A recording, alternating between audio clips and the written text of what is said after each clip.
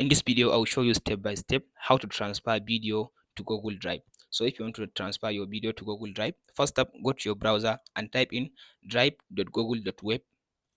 After you search like this, so open the first link. After you open the first link, so from there it will ask you to choose the Gmail account you want to sign in. After you choose the Gmail account, so the interface will look like this. So the first thing to do after you come to this option, you click on this new button, file upload. So from there, now you should go ahead now and choose the video you want to upload, so from your PC. So let's say now I want to upload this video. After you select the video, you click on this open button. So now here is the video. Now the video will start uploading, so I'll just click on this keep both because I already have the video. So after you upload the video, now the video will start uploading in this option. So after the video has finished uploading like this, here is the video. So now if you look at this option, now here is the video. If you can't see the video, just refresh your page. After you refresh the page in the browser, so from there the video will be visible for you on your Google Drive. And that's it guys on how to transfer video to Google Drive.